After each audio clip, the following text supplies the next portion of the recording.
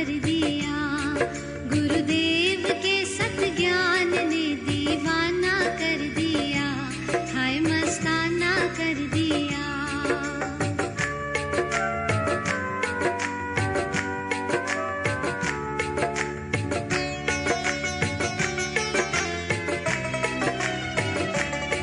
रग रग में सभी जग के नाम रूप फंसे थे, माया में फंसे थे। रग रग में सभी जग के नाम रूप फंसे थे, माया में फंसे थे। हर ताल में अब सोहम का तराना भर दिया, हाय मस्ताना कर दिया, गुरुदेव के सत ज्ञान ने दीवाना कर दिया, हाय मस्ताना कर दिया।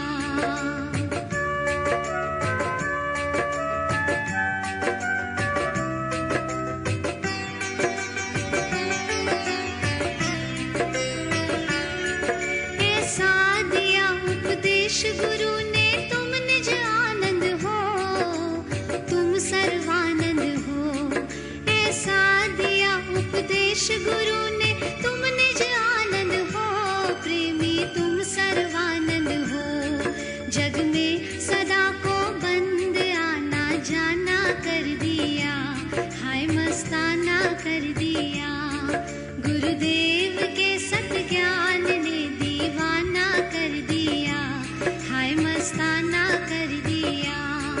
हमने जो अपना माना था बेगाना कर दिया, हाय मस्ताना कर दिया। ओम शांति। आज के विशेष क्लास में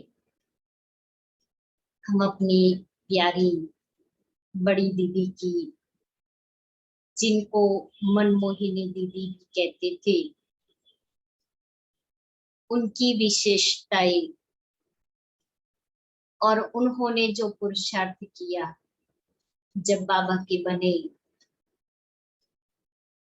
तभी से लेकर के एक्यूरेट श्रीमत पर चले, बाबा मम्मा को फॉलो किया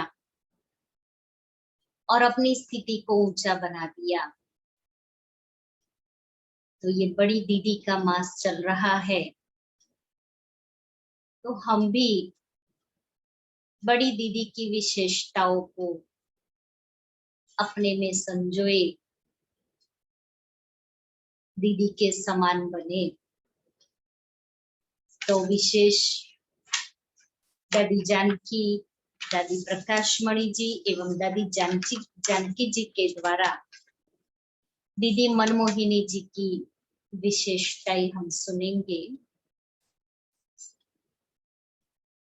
दीदी की शुभ भावनाएं आज भी हमारे साथ है। ये 1983 में दोनों दादियों ने बड़ी दीदी की जो विशेषताएं सुनाई थी वो है। यह आवाज हर एक के दिल से निकलता है, क्योंकि दीदी ने स्वयं प्रति सर्व कामनाएं समाप्त कर औरों के लिए शुभ भावनाएं रखी। यादगार हृदय में छप जाता और शिक्षाएं मस्तक पर छप जाती। दीदी ने स्वयं के प्रति सर्व कामनाएं समाप्त कर औरों के लिए शुभ भावना रखी। इसलिए यादगारें जो दीदी ने अपने कर्मों के द्वारा जो यादगारें बनाई, वो हृदय में छप जाता और शिक्षाएं मस्तक पर छप जाती। तो जो दीदी ने किया, हम भी अपना ऐसा यादगार बनाए जो औरों के दिल में छप जाए। ऐसी शिक्षाएं जो मस्तक पर छप जाए, वो भूल नहीं सकती। दीदी की मीठी शिक्षाएं आज भी सबको याद है और याद रहेगी। दीदी के लिए बाबा ने कहा, ईस्ट और अष्ट को कोई कष्ट नहीं हो सकता। इष्ट और अष्ट को कोई कष्ट नहीं हो सकता। रूप ऐसा है जो किसको दिखाई नहीं पड़ता। अगर दुख धाम को सामने रख कर देखते तो दुख की महसूसता होती है, लेकिन राजो भरा राज गुप्त में था। भाग्य विधाता ने ऐसा पार्ट दिया है, एक अच्छे रहे हैं, एक अच्छे रहेंगे, दुख की कोई बात नहीं हो नहीं। यह मोहब्बत तो न मिटी है न मिटेगी। दीदी को ऑपरेशन कराया और ऑपरेशन, ब्रेन में ट्यूमर था और उसका ऑपरेशन हुआ। ऑपरेशन के बाद दीदी कोमा में चले गए और 21 दिन तक दीदी कोमा में रहे थे। वो 21 दिन में दीदी के जो भी हिसाब किताब रहे हुए थे वो चुप तो हो गए, लेकिन वो तो बाबा के पास ही थे वतन में। और उसके बाद में दीदी अव्यक्त हो गई। तो थोड़ा ना वैसे एकदम से नहीं हुआ था, धीरे धीरे हो गया। तो इसीलिए बाबा दादिया सुनाती है कि राजो भरा राज गुप्त में था। मना बाबा ने बहुत सारे इशारे, क्योंकि दीदी के लिए सबको बहुत प्यार था, तो बाबा तो इशारों से सब बता देते हैं, लेकिन वो इशारे हमें समझ में नहीं आता है। इसलिए कहा राजो भरा गुप्त राज था। भाग्य विधाता ने ऐसा पार्ट दिया है, इकट्ठे रहे हैं इकट्ठे रहेंगे। रूहानी मोहब्बत जो कर्मातीत बनने में, एक दो को आगे बढ़ाने में दुआ का काम करती है। रूहानी मोहब्बत, अभी हम अपने को देखें, हमारी ऐसी आपस में रूहानी मोहब्बत है। तो रूहानी मोहब्बत में एक दो को आगे बढ़ाने में दुआ का काम करता है। इस पार्ट को देखते और भी उमंग बढ़ता है कि अब हमें नंबर 1 में दीदी समान बनना है। समान बनने की प्रैक्टिस अभी करनी है और उनके समान हर संकल्प में सेवा की भावना, समीप लाने की भावना रखनी है। रूहानियत की मोहब्बत, समीप और समान बनाने की भावना। दीदी जी कोई भी कारण का निवारण सेकंड में निकाल कर देती थी। सेवा करते भी पहले बाबा को आगे रखती थी। नीचाई ऊंचाई भी बाबा देखे, आगे भी बाबा पीछे भी बाबा, पर जो कराई हमें क्या करना है। दो पुरों के बीच में, जो गेहूं दो पुरों के बीच में आकर पीसे तो खाने लायक बने। दो पुर समझ में आया? वो चक्की होती है ना, तो दो चक्की में दो पत्थर होते, एक नीचे का और एक ऊपर का, और ऊपर से ऐसे ऊपर के पत्थर में होल होता है, उसमें डालते हैं और फिर उसको गोल गोल घुमाते हैं, और वो गेहूं का दाना दो दो पत्थर के बीच में जाता है, तब पीसता है, तब वो खाने लायक बनता है। ऐसे ही आगे पीछे बाबा को रखने से आत्मा पीस जाती है, यानी पवित्र बन जाती है, लायक बन जाती है। तभी आत्मा नई दुनिया के लिए योग्य बन जाती है। सजनी वो जो साजन के साथ चले, जैसे चलाए वैसे चले। सखा साजन का संबंध जुड़ाने के निमित्त हमारी दीदी बनी। उन्होंने ट्रेनिंग मुख से नहीं दी, अपनी लाइफ से। दीदी से हमें मर्यादा संपन्न सहज लाइफ मिली। उनकी शिक्षाएं बहुत प्यारी लगती है। दीदी कहती थी टीचर को अपना फ्रेंड बना लो तो शिक्षाएं सहज ही जीवन में आ जाएगी। यह सहज बड़ी दीदी थी ना, वो सबको कहती, कुमारियों को तो खास, कि बाबा से सर्व संबंधों का अनुभव किया है, साजन का अनुभव किया है। तो कहते थे, कुमारिया कहती थी नहीं, हमें तो बाप रूप में ही बाबा को हम याद करते हैं। तो कहती थी मुट्ठी अगर साजन का अनुभव नहीं किया तो तुम पुरानी दुनिया में खींच के चली जाएगी। क्यों? क्योंकि जिस भी संबंध की कमी होगी वो संबंध की अप्राप्ति मुझे पुरानी दुनिया में खींच के ले जाए।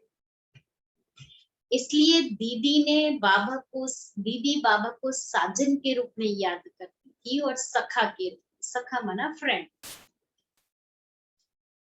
तो हम भी बाबा को साजन के रूप में याद करते।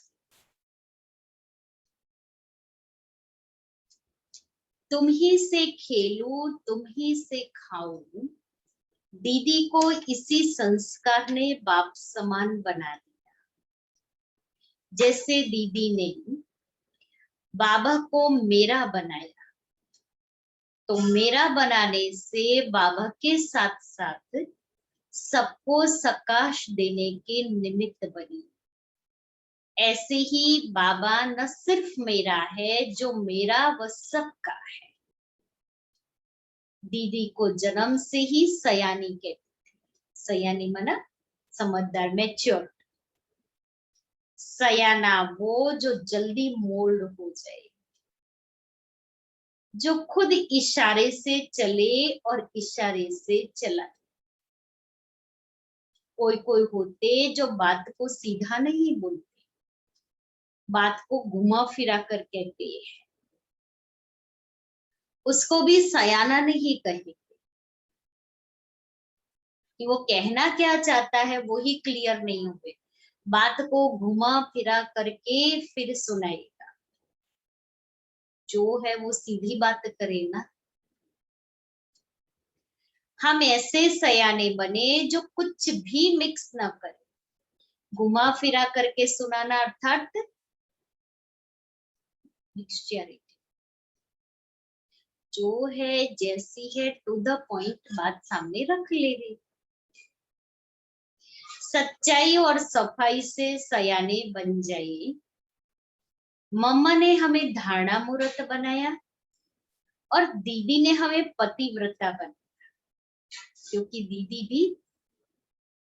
दीदी ने भी लौकिक जीवन में शादी की हुई थी और उसके बाद में वो बाबा की। इसलिए वो अनुभव गृहस्थी जीवन का तो होता है का। दीदी ने हमें पतिव्रता बनना सिखाया। दीदी की दिल अंदर यही रहता कि इसका झुकाव और किसी आत्मा के प्रति न हो जाए। ये दीदी बहुत ध्यान रखती थी कि कोई भी आत्मा का, कोई भी बहन का या भाई का झुकाव आत्माओं से न हो। इसलिए दीदी इशारा देती थी, सखी बनाओ, सहेली नहीं। तो जब सखी बनाएंगे ना तो उन्नति होगी, और सहेली बनाएंगे तो क्या होगा, इसकी उसकी वो बातें चलेगी। इसलिए क्या करना है, सखी बनाना है, सहेली नहीं। वैसे तो बाबा ने हम बच्चों को सिखाया ही है, हमारा कनेक्शन एक बाबा से, कोई ब्रदर सिस्टर से हमारा कनेक्शन नहीं, मैं और बाबा।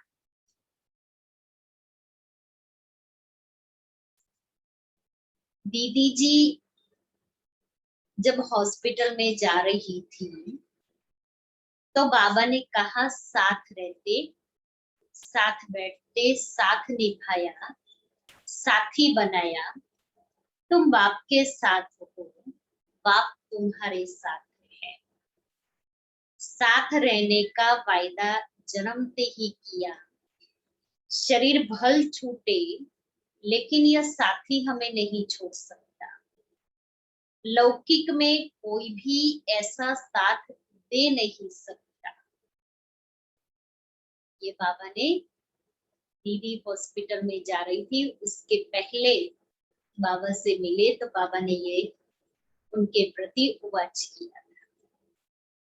बाबा के हर कदम के पीछे अनेक गुह्य राज है और संगम का हर पल कल्याणकारी है। जैसे पहले हमने कभी स्वप्न में भी नहीं सोचा था कि हमारा बाबा अव्यक्त होगा, लेकिन हमने ड्रामा की वह भी नई रंगत देखी। पहले शुरू में 14 वर्ष बाबा ने हम बच्चों से तपस्या करवाई, फिर देश विदेश में बेहद की सेवा कराई। पहले तपस्या कराई, फिर सेवा कराई। एक तपस्या जिससे रुद्र यज्ञ की स्थापना हुई, दूसरी तपस्या जिससे देश विदेश में सेवा का विस्तार हुआ। 14 साल की बाबा ने जो भक्ति किया कराई, तपस्या कराई, उससे स्थापना का पार्ट शुरू हुआ। और जब बाबा ने यहाँ माउंट आबू में आए, उसके बाद में बाबा ने सब बहनों को, माना हमारी सब दादियों को सेवा पर भेजा, तभी बेहद की सेवा की स्थापना हुई। बाबा ने दीदी को निमित्त बनाए, आबू पहाड़ी की चोटी पर बिछाया। मम्मा जब अव्यक्त हो गए ना, उसके बाद में जो कारोबार मम्मा संभालती थी वो बड़ी दीदी संभालने लगी। तो फिर दीदी बाबा के साथ अब मधुबन में ही रहती थी। बाकी हमारी सब दादियां जो है वो सेवा केंद्र पर रहते थे, अलग अलग स्थान पर। इस आबू पर्वत पर रहते निमित्त बेगरी पार्ट बजाया, यज्ञ कुंड के अनेक कुंड बनाए। उसके बाद बाबा ने अपने अनेकानेक वारिस बच्चों को निकाला। कितने बच्चे तन मन धन से सहयोगी निश्चय बुद्धि बने। भारत जो बाबा की जन्मभूमि है, उसमें पहले त्याग, तपस्या और सेवा का कार्य चला। मम्मा बाबा ने भारत में कई जगहों पर जाकर अनेक सेवाएं की, अनेक वारिस बच्चे पैदा किए। बाबा ने यह फिर बाबा ने यह पांडव भवन बनाया। यहाँ से हर कार्य बाकायदे चला, है ना। ऑफिशियली सारा कारोबार आबू से, पांडव भवन से शुरू हो गया। जब पांडव भवन को पहले पोखराज भवन कहते थे, उसके पहले ब्रिज कोठी थी, एक राजा का महल था, उसका नाम ब्रिज कोठी था। तो जब कराची से आई तब सभी ब्रिज कोठी में रहे। उसके बाद में ये पांडव भवन जो अभी है वो लिया, तो उसका नाम पोखराज भवन था। फिर बाबा ने उसका नाम पांडव भवन रखा और सारा ऑफिशियली कारोबार फिर वहां से शुरू हुआ। यहाँ से हर कार्य बाकायदे चला, यहाँ से बच्चों को चारों ओर सेवा का अनुभव कराने भेजा। अपनी 16,000 की माला तैयार कराई तो मैं एक और देखती, कहाँ बेगरी पार्ट और कहाँ अनेक वारिस बच्चे और कहाँ बेहद सेवा। फिर बाबा ने अव्यक्त बन अपना पार्ट बजाया। उसके पहले हमारी प्यारी माँ और भाव विश्व किशोर को गुप्त रीति से हम बच्चों के बीच से उड़ा दिया। गुप्त रीति से उनके जाने की भी बड़ी गुप्त कहानी है। आगे चल इसका भी राज खुलेगा। अर्थात ये दोनों आत्माएं विशेष नई दुनिया की तैयारी के लिए एडवांस में चली गई। एडवांस पार्टी धरनी तैयार करने के लिए। हम जानते हैं कोई बहुत बड़े विशेष पार्ट के लिए हमारे यज्ञ के वारिस गए हुए हैं। यह भी कैसा स्वप्न हुआ जो बाबा अव्यक्त हुआ। अव्यक्त होने के बाद विश्व सेवा का विस्तार हुआ, क्योंकि बाबा फरिश्ता बन गए ना, अव्यक्त बन गए, तो शरीर की कोई लिमिट नहीं रही। बच्चों को आगे किया और खुद बच्चों के बैकबोन बन गए, तो सेवा का विस्तार हुआ। फिर बड़ी दीदी और दादी ने मिलकर के सेवा की धूम मचाई। पूरे विश्व में सेवा का जो बीज डाला बाबा पीछे और बच्चों से कराने वाला। तो करण करावनहार ने बच्चों को आगे किया, बच्चों को कमान दे दी और खुद पीछे बैठ गए। विश्व की अनेकानेक आत्माओं के दिलों में बाबा की छाप बैठी। बाबा जो कहता मैं सर्व आत्माओं का हूँ, सर्व धर्मों का भी ग्रेट ग्रेट ग्रैंडफादर हूँ, वह पार्ट अव्यक्त होने के बाद प्रत्यक्ष हुआ। अभी विदेशों में भी ऐसा पार्ट बज रहा है, जो देश तो देश है लेकिन विदेश भी, विदेश देश से भी 2 गुना आगे जा रहा है। बाबा ने ऐसी चाबी बनाई है जो बुद्धिवानों की बुद्धि बन सबकी बुद्धि को चेंज कर रही है। दूर दूर से बच्चे आते बाबा को बाबा के 2 शब्द सुनकर कितना खुश हो जाते हैं। अव्यक्त में भी साकार का अनुभव कर जीवन के लिए बल भर जाती है। तो बाबा की और दादी जानकी की कमाल विदेश की सेवाओं के लिए, जो दादी ने न दिन देखा है न रात देखी है, डे एंड नाइट दादी ने मनसा वाचा कर्मणा सेवा की है। अव्यक्त होने के 14 वर्ष बाद बाबा ने जिसे निमित्त बनाया, उसे ही अपनी गोदी में नई रचना के लिए, योग बल की शुरुआत के लिए बुला लिया। बड़ी दीदी को बाबा ने कैसे अपनी गोदी में छिपाकर बिठाया है। आज दीदी बेहद के तख्त पर बैठ विश्व में घूम रही है। दीदी बाबा के साथ अनेक सेवाएं कर रही है। ये योग बल से जन्म देने के लिए ये आत्माएं एडवांस में चली गई। बाबा हमेशा कहते तुम शक्तियों का अंत में विशेष पार्ट है, तो अब शक्तियों का पार्ट भी तो खुलना चाहिए ना। शक्तियों का पार्ट भी तब खुले जब कोई कमांडर आगे जाए। तो यह भी दीदी का एक निमित्त पार्ट है। बाबा ने शक्ति रूपधारी हम सबकी प्यारी दीदी को निमित्त बनाया, विशेष कोई पार्ट बचाने। अगर सोचे तो आता दीदी चली गई, लेकिन फीलिंग आती मधुबन में दीदी सदा हाजिर है। मधुबन में दीदी सदा हाजिर है।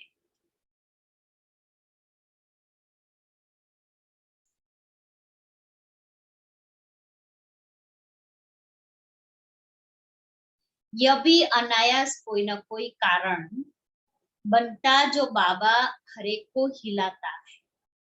दीदी गई ना, तो बाबा ने हिलाया कि अभी अपना पुरुषार्थ तेज करो।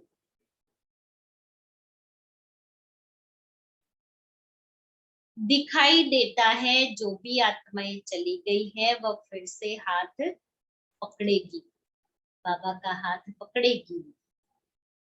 ऐसी अनेक आत्माओं को नजदीक लाने का, उनको अंजलि देने का यह भी दीदी का पार्ट है।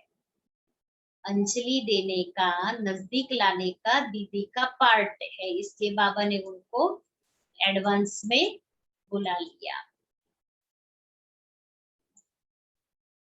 हमारी दीदी से अनेक आत्माओं का पुराना संबंध है, नाता है।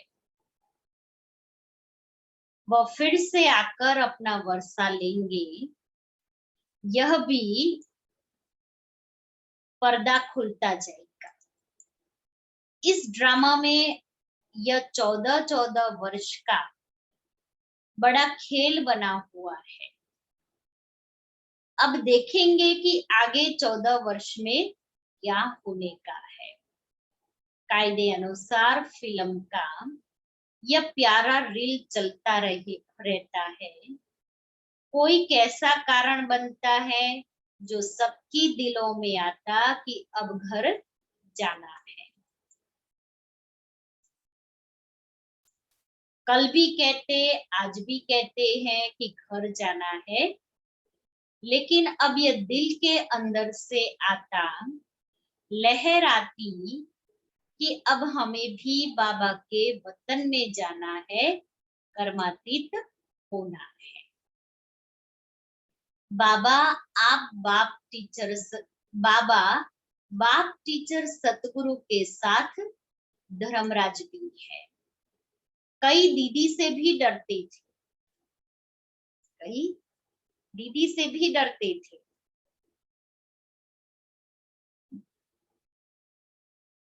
दीदी की हमारी भूल का पता न चले। दीदी हमेशा कहती सच्चे दिल पर साहेबरा जी। दीदी सामने आती थी तो बाबा का चेहरा ही कुछ और हो जाता था। सच्चाई की शक्ति ऐसी हो जो परमात्मा से प्रेम खींच सके। मांगने से प्रेम नहीं मिलता और सब कुछ मिल सकता है। ज्ञान भी सुन और सुना सकते, पर प्रेम पाने के लिए सच्चाई चाहिए।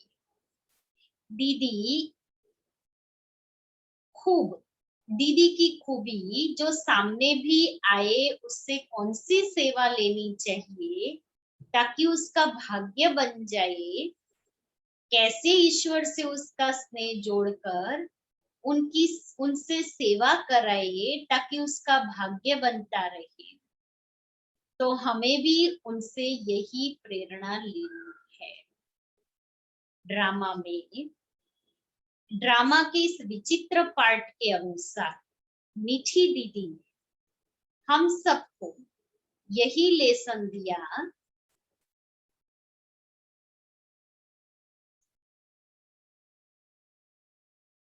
कि अब सभी उपरांत, क्योंकि दीदी का अंत समय में यही मंत्र था कि अब घर जाना है।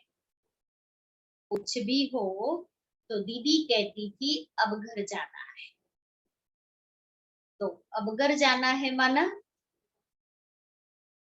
कि चलो कुछ भी हुआ, कोई कुछ सुनाता था, दीदी कहती थी छोड़ो ना ये सब, अब घर जाना, छोड़ो ना ये सब, अब घर जाना। तो दीदी ने घर जाने का पाठ पक्का कराया। तो उपराम बनना है। तो हम सबको अपनी अंतिम श्वासों में उपराम रहकर इस थोड़े से समय में हमें फुल मार्क्स लेने हैं। जितनी जितनी हमारी वृत्ति उपराम रहेगी, उतना व्यक्त भावों की वृत्ति खत्म होती जाएगी। कहा भी जाता है, तुम्हें लेना क्या देना क्या, तू साथ क्या ले जाएगा। हर एक जब जाता है तो अपने गुण ही छोड़ जाता, जिन गुणों का फिर सब गायन करते हैं। आज दीदी के प्रति हर एक के दिल से प्यार का आवाज निकलता, क्योंकि दीदी ने सबकी प्यार से सेवा की है। उस सेवा के कारण ही सबको दीदी की आकर्षण होती है। सबके मुख पर दीदी है, इसलिए सब याद करते हैं, गुणगान करते हैं।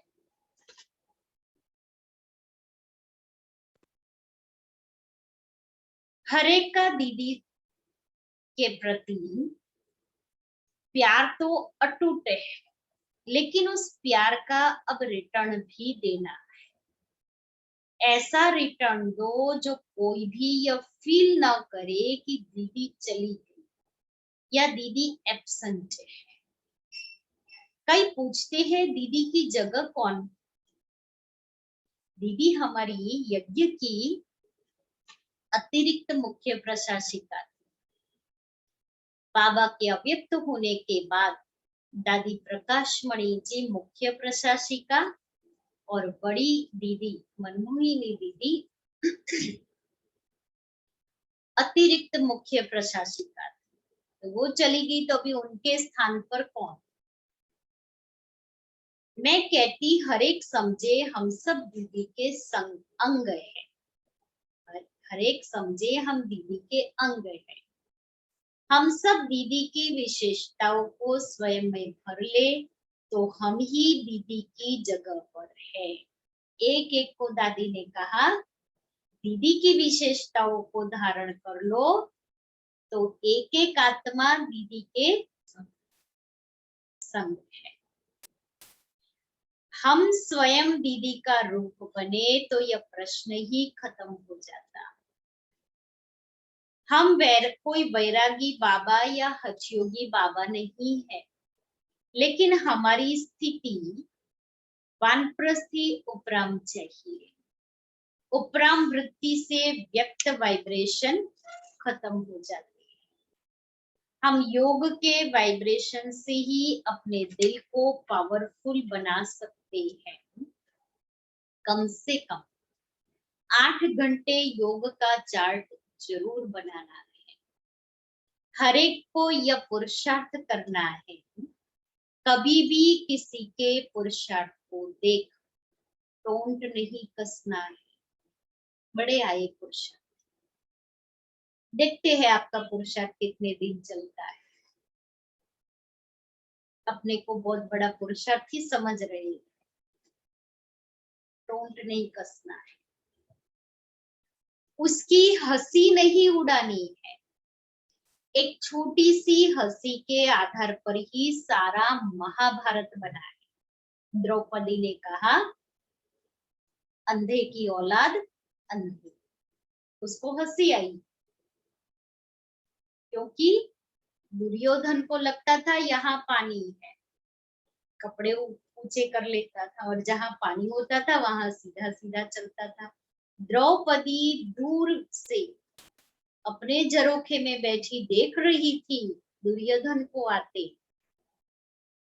तो उसको बहुत हंसी आई और हंसी में जोर से हंस करके हंसी में कह दिया, अंधे की औलाद अंधे, और महाभारत का सर्जन हो।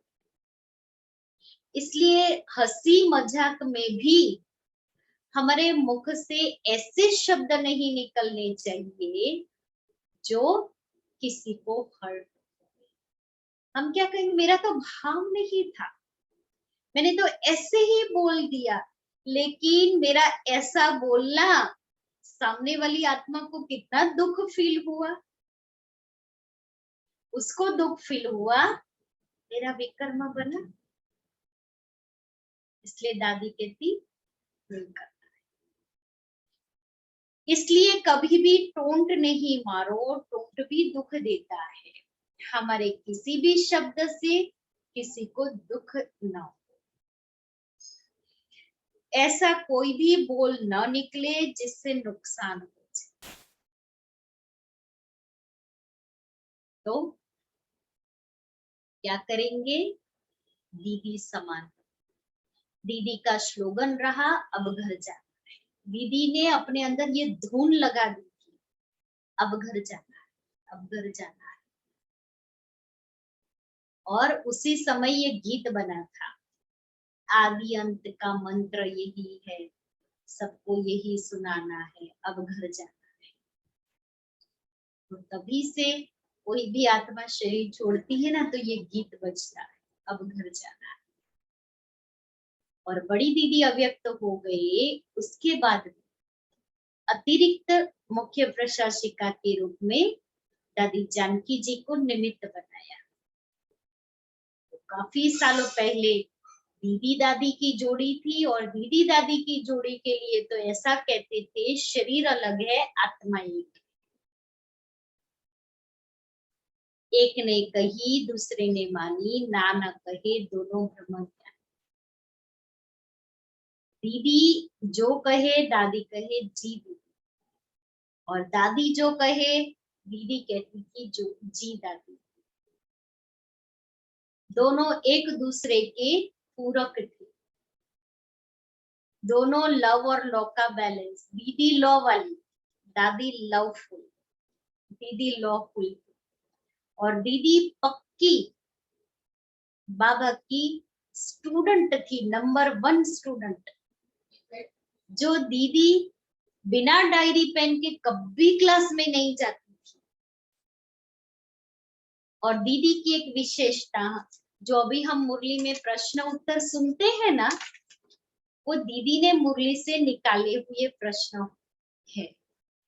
दीदी पूरी मुरली सुनती थी, पॉइंट नोट करती थी, और फिर दादी मुरली सुनाते थे संदली पर बैठकर, और फिर मुरली पूरी होने के बाद दीदी प्रश्न पूछते थे, दादी उत्तर देते थे मुरली से। तो उसको बैडमिंटन कहते थे। तो दीदी और दादी दोनों आपस में बैडमिंटन थे, प्रश्नों की, मुरली के प्रश्नों की। कभी दादी प्रश्न पूछती थी, दीदी जवाब देती। तो दीदी नंबर 1 बाबा की स्टूडेंट थी, और दीदी का नियम था, क्लास में जाने से पहले पूरे मधुबन का चक्कर लगाती थी, हर डिपार्टमेंट में जाती थी, भंडारे तक भी, कि कोई भी इधर उधर नहीं होना चाहिए। सबको दीदी क्लास में लेके जाती थी, चलो सभी क्लास में। दीदी का पढ़ाई से बहुत प्यार था, और पढ़ाई गॉडली स्टूडेंट माना डायरी। तो दीदी ने जो पुरुषार्थ किया, और दीदी की परख शक्ति जबरदस्त थी, कि दीदी के सामने कोई एक बार आ जाए, दीदी उसको ऐसे ऊपर से नीचे तक देखती थी, उसका एक्सरे निकाल देती थी, उसके अंदर क्या चल रहा है। दीदी कहती थी योग माना ही एक्यूरेसी। अगर मैं कहूं मैं योग में थी ना, इसलिए मेरा ध्यान नहीं गया। एकाग्रता और एक्यूरेसी। अगर फ्रूट भी टेढ़ा मेढ़ा कटा, एक जैसे पीस नहीं हुए, दीदी कहती थी योग नहीं। दीदी वैसे जॉली नेचर के भी थे, तो दीदी की बहुत सारी ऐसी विशेषता, और दीदी ने सभी को इतनी पालना और प्यार दिया।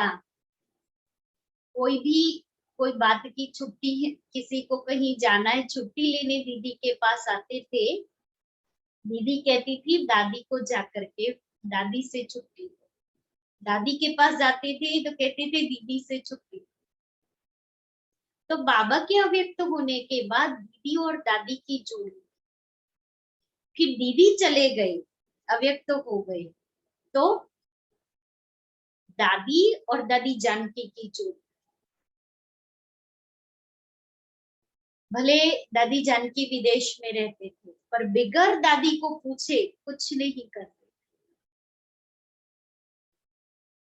तो ऐसी हमारी सब दादियां दीदियां हमारे लिए प्रेरणा मूर्त है, प्रेरणा मूर्ति है। उनको देख देख कर भी हम उन गुणों को अपने अंदर भरते हैं।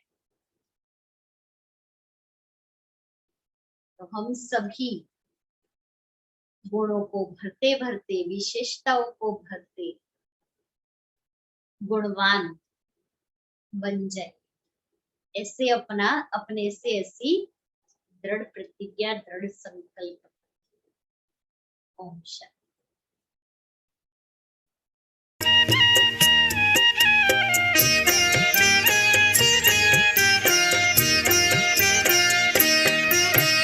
आपने संवार दी मेरी जिंदगानी, हम पे की आपने बड़ी मेहरबानी।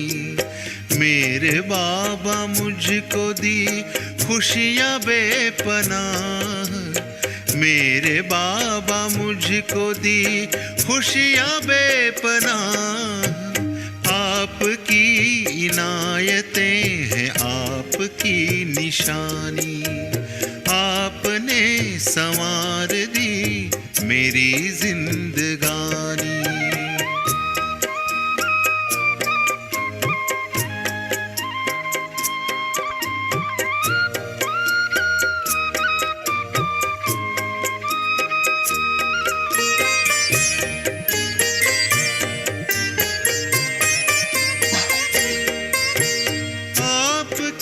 नजर पड़ी मुस्कुराई जिंदगी,